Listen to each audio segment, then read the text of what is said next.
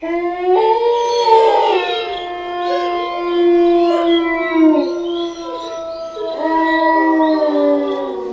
کیا حال ہے آپ سب کا؟ Welcome to my channel. امید ہے آپ سب خیر و عافیت سے ہوں گے اور میرے چینل کی ہارر سٹوریز آپ سب کو بہت پسند آ رہی ہوں گی۔ لسنرز، آج کا یہ خوفناک واقعہ ہمارے ساتھ اسلم نے ساہیوال سے شیئر کیا ہے۔ ان کا کہنا ہے کہ وہ پیشے سے ایک ٹرک ڈرائیور ہیں اور مختلف قسم کا سامان مختلف جگہوں مختلف شہروں تک پہنچاتے ہیں۔ ان کا کہنا ہے کہ کیونکہ کام ہی ایسا ہے، اس وجہ سے کبھی کبھی دن کے علاوہ رات میں بھی سفر کرنا پڑتا ہے۔ رات میں مختلف قسم کے رستوں سے گزرنا پڑتا ہے۔ بعض رستے تو ٹھیک ہوتے ہیں مگر بعض رستے کافی سنسان، ویران اور وحشتناک ہوتے ہیں کہ ان سے گزرتے ہوئے بس دل میں یہی خیال آتا ہے کہ کوئی حادثہ نہ ہو جائے، کہ اللہ مجھے اپنے حفظ و ایمان میں ہی رکھے۔ میں روز صبح ٹرک چلانے سے پہلے سورہ یاسین کی تلاوت کرتا ہوں، بلکہ سورہ یاسین کی تلاوت، سورہ رحمان کی تلاوت بھی سنتا ہوں۔ میری کوشش یہی ہوتی ہے کہ اگر میں نے رات کا سفر کرنا ہو اور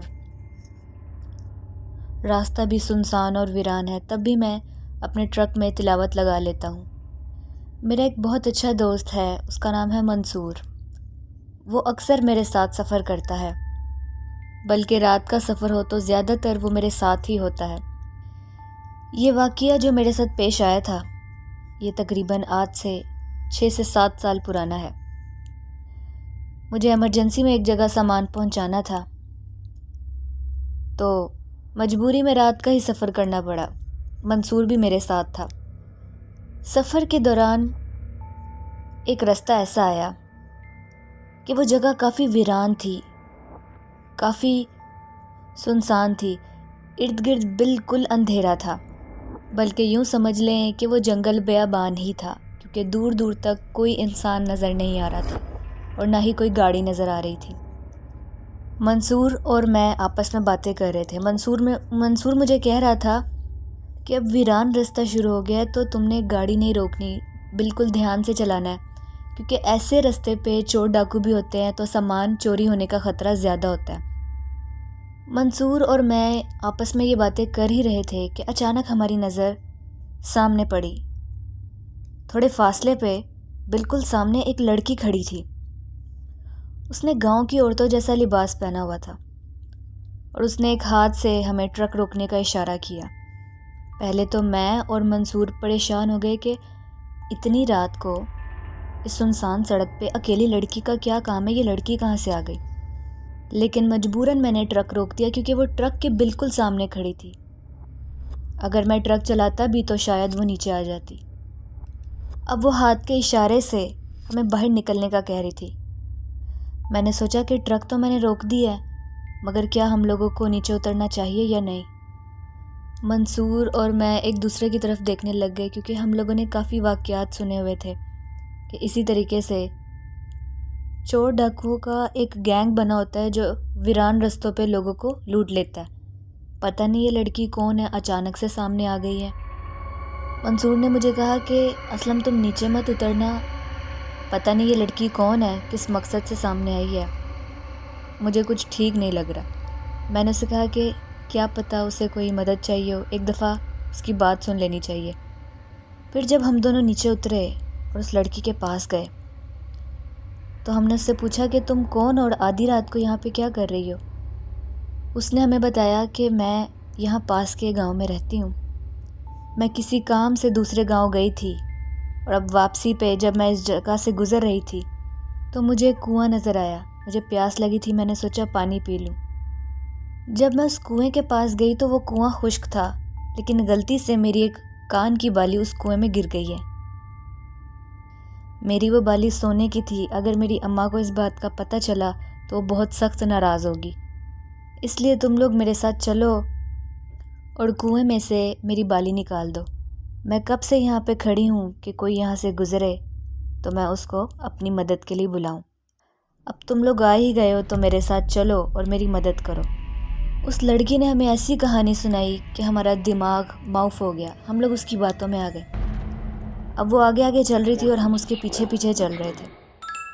منصور مجھے کہہ رہا تھا کہ ہمیں اس کے ساتھ نہیں آنا چاہیے، مگر میں نے اسے کہا کہ اگر ہم آ ہی گئے ہیں تو چلو اس کی مدد کر دیتے ہیں.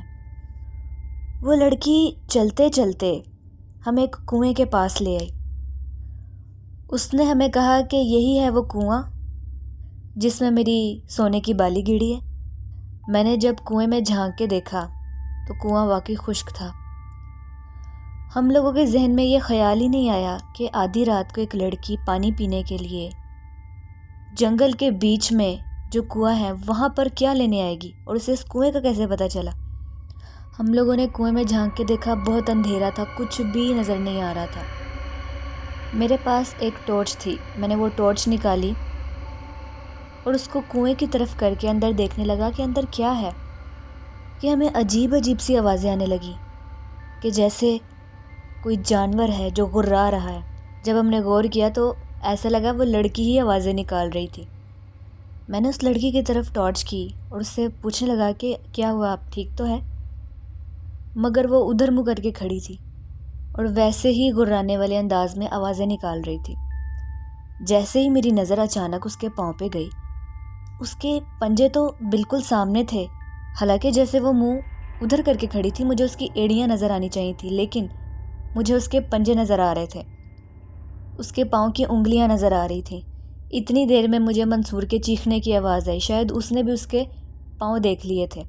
وہ شاید کوئی پچھل پیڑی چڑیل تھی جس نے ہمیں اپنے جال میں پھنسایا تھا. جیسے ہی منصور نے چیخ ماری اس نے منہ ادھر کیا. اس کا چہرہ انتہائی بھیانک ہو چکا تھا. اس کا پورا چہرہ کالا اور خوفناک تھا اور آنکھیں بالکل سفید تھیں. ہم لوگوں نے جب یہ منظر دیکھا ہم لوگ اللہ اکبر کے نعرے لگاتے ہوئے واپسی کی طرف بھاگے. وہ چڑیل ہمارے پیچھے پیچھے بھاگنے لگی اور پیچھے سے آوازیں دینے لگی کہ رک جاؤ، کہ آج تم لوگ آئے ہو تو اب بچ کے نہیں جا سکتے. ہم لوگ اتنے زیادہ خوفزدہ تھے کہ ہم لوگوں کی زبان پر اس وقت جو وظیفہ آ رہا تھا، جو ہم لوگوں کے ذہن میں آ رہا تھا، ہم لوگ ورد کرتے ہوئے بھاگتے جا رہے تھے. جب ہم نے آیت الکرسی کا ورد کرنا شروع کیا تو اچانک سے ایسا لگا کہ وہ چڑیل پیچھے سے غائب ہو گئی ہے. اب وہ ہمارے پیچھے نہیں آ رہی تھی. ہم لوگ بھاگتے بھاگتے فوراً سے پہلے ٹرک پہ چڑھے اور ٹرک چلانا شروع کر دیا. ہم لوگوں نے تلاوت بھی لگا لی اور ہم لوگ بہت بری طرح کانپ رہے تھے. منصور مجھے بار بار کہہ رہا تھا کہ میں نے تمہیں منع بھی کیا تھا نا، لیکن تم نے میری بات نہیں سنی. اب دیکھ لیا نا کہ وہ کوئی لڑکی نہیں تھی بلکہ وہ ایک بھیانک پچھل پیری تھی.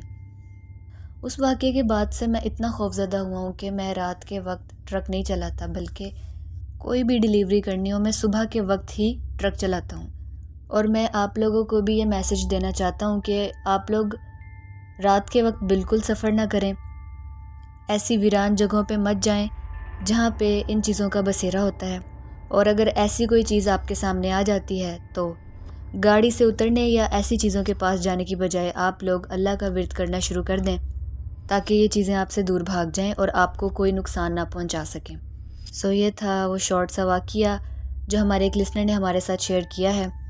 آپ لوگوں کو کیسا لگا ہے؟ امید ہے آپ لوگوں کو پسند آیا ہوگا. کمنٹ سیکشن میں اپنی رائے کا اظہار کریں. آپ کو میری سٹوریز کیسی لگ رہی ہیں؟ ویڈیو اچھی لگی ہو تو لائک کریں، شیئر کریں. اور اگر آپ کو لگتا ہے کہ میرے چینل کی ہارر سٹوری سننا آپ کو پسند ہے تو چینل کو بھی لازمی سبسکرائب کریں. آپ لوگ بھی اپنے خوفناک واقعات میرے ساتھ شیئر کر سکتے ہیں ڈسکرپشن باکس میں میرے ای میل آئی ڈی پر یا فیس بک آئی ڈی پر. امید ہے آج کی ہارر سٹوری آپ کو پسند آئی ہوگی. اپنا بہت سا خیال رکھیں، دعاؤں میں یاد رکھیں. ویٹ کریں میری نیکسٹ سٹوری کا. تب تک کے لیے اللہ حافظ.